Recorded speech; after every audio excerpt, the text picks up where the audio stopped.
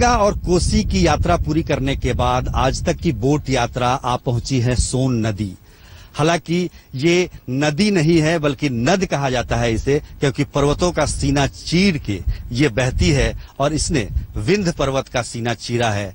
ये मध्य प्रदेश से शुरू होती है और उत्तर प्रदेश होते हुए बिहार में प्रवेश करती है और बाद में गंगा में जा मिलती है। हम जिस जगह पे हैं वो इंद्रपुरी है और सासाराम के विधानसभा क्षेत्र में ये पड़ता है। इंद्रपुरी बराज है ये, और यहाँ से 2 नहरें निकलती हैं जो कि बिहार के 8 जिलों में सिंचाई का काम करती हैं। तो शेर शाह का नाम आते ही विकास का नाम भी आता है, और हमारे साथ श्याम सुंदर तिवारी हैं जो कि बताएंगे कि सासाराम और शेर शाह और विकास का क्या संबंध है। विकास के बिना तो कोई भी गरीबी तो मिट नहीं सकती है बिना विकास के। तो उस समय अगर उसकी बात करें तो रुपया तो उन्होंने ही चलवाया, जो सैनिकों का वेतन उन्होंने निर्धारित किया, घोड़ों पर दाग लगाने की व्यवस्था वहां से शुरू हुई। तो कुल मिलाकर के, और जीटी रोड जिसको शेरशाह सूरी पथ कहा जाता है, उन्होंने बनवाया।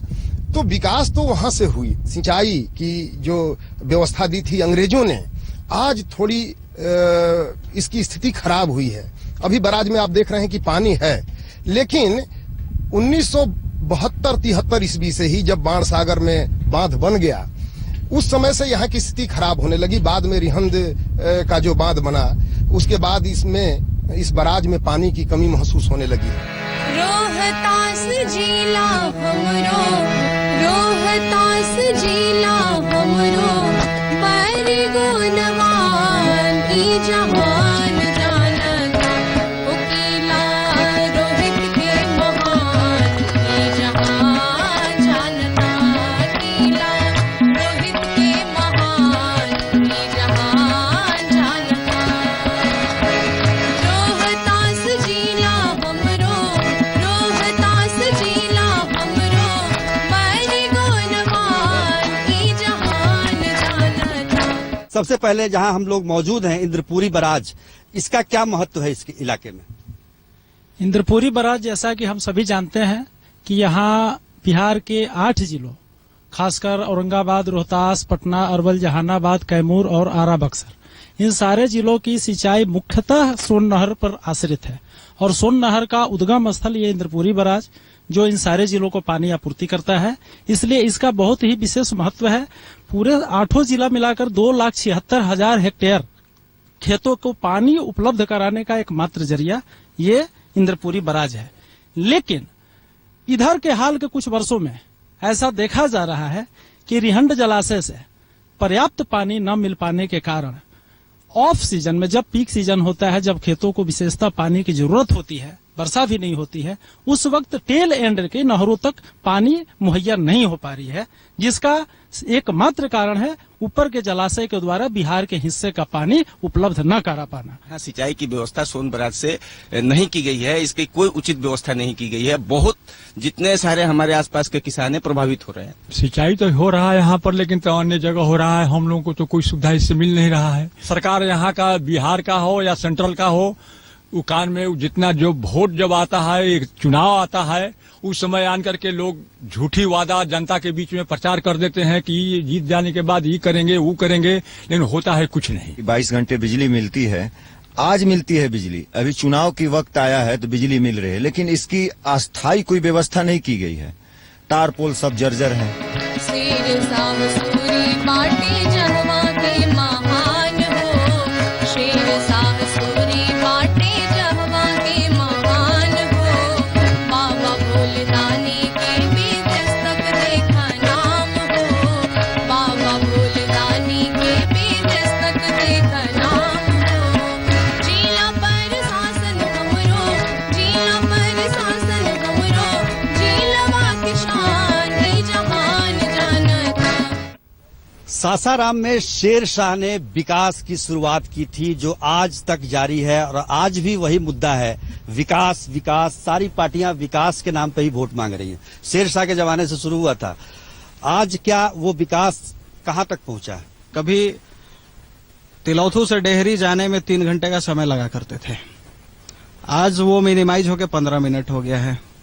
हमारे अस्पताल जो भी हैं, जिला स्तर पे, प्रखंड स्तर पे, उप स्वास्थ्य केंद्र, जितने अस्पताल हैं, सभी 24 घंटा सेवा में रत हैं। शिक्षा का स्तर सुधरते जा रहा है, तो विकास तो हमारा दिख रहा है। शैक्षणिक क्षेत्र में भरपूर विकास हुआ है, मात्र गुणवत्ता की आवश्यकता महसूस की जा रही है। नहीं तो भवन की जितनी भी आवश्यकता थी पूरी हो गई, शिक्षकों की जितनी आवश्यकता थी छात्र अनुपात पे पूरे हो गए हैं। अधिकतर हॉस्पिटल यहाँ पड़ा हुआ है जिसमें डॉक्टर टाइम पे आते नहीं है। कोई सलाह मांगना चाहिएगा तो कोई यहाँ पर है नहीं, सिर्फ चपरासी मिलेगा। जो आज मास्टर की जहाँ बात लेते शिक्षा की, जो मास्टर खुद मैट्रिक पास है वो क्या बच्चों को पढ़ाएगा। और यहाँ हर गांव में जहाँ पर प्राथमिक स्वास्थ्य केंद्र है वहाँ पर कभी लोग डॉक्टर नहीं रहते। पशु चिकित्सालय है, वहाँ पर भी वह कृत्रिम गर्भाधान का व्यवस्था नहीं है। तो ले दे करके नीतीश कुमार ने बहुत अच्छा काम किया है, लेकिन वो जमीन पर नहीं उतर पाया। भोजपुरी मैथिली अंगिका मगही भाषाओं की जान है, वीर कुंवर सिंह और शेरशाह हो, वीर कुंवर सिंह और शेरशाह बाजी कभी न हारी है। यादें सदा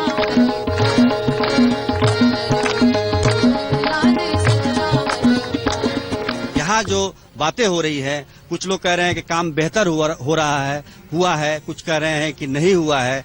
इन तमाम बातों के बीच जो राजनीतिक बातें उभर के आ रही है वो हम जानना चाहेंगे इससे कि नीतीश कुमार ने जो लालू प्रसाद यादव से गठबंधन किया है वो कितना सही है, लोग कितना उसको सही मानते हैं, बताइए। नीतीश कुमार जी को फायदा होने वाला है, इसलिए फायदा होने वाला है कि कांग्रेस हमारे साथ है, नीतीश जी साथ में है और राजद लंटेन भी साथ में है।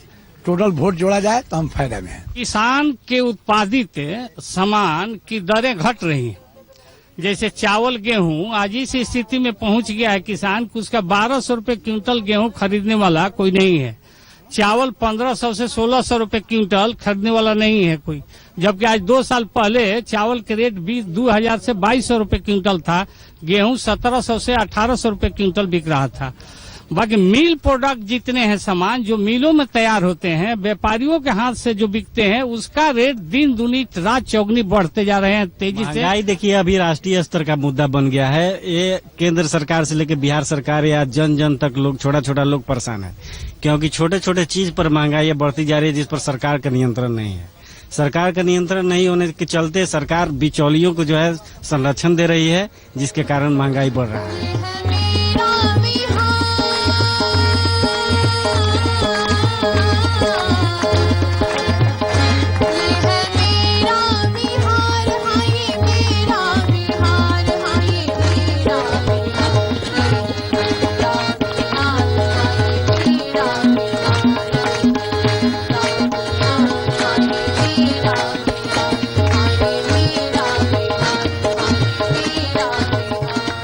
साफ दिख रहा है कि बिहार का ये विधानसभा चुनाव नीतीश कुमार बनाम नरेंद्र मोदी है। नीतीश कुमार ने खुद कहा है कि प्रधानमंत्री ने इसे नाक की लड़ाई बना रखी है।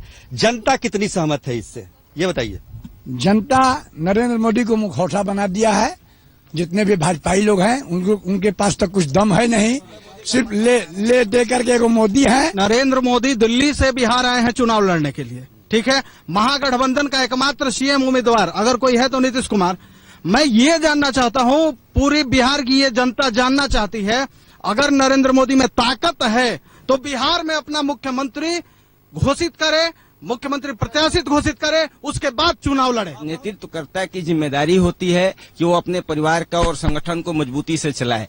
बाकी नीतीश जी का मोदी जी से कोई तुलना नहीं हो सकता। वो एक अलग व्यक्तित्व, अपना छवि अपना रखते हैं और नीतीश जी अलग व्यक्तित्व। गंगा और कोसी के बाद अब आज तक की बोट यात्रा की शुरुआत सोन नदी से इंद्रपुरी से हुई है, जो कि सासाराम विधानसभा क्षेत्र से होता है। आज हमने यहाँ के जनता के मुद्दे जाने, इनकी समस्याएं जाने और विधानसभा चुनाव में ये किस आधार पर वोट देंगे ये भी हमने जानने की कोशिश की। अब अगली मुलाकात होगी डेहरी ऑन सोन में। इंद्रपुरी से बस इतना ही। आप देखते रहिए आज तक।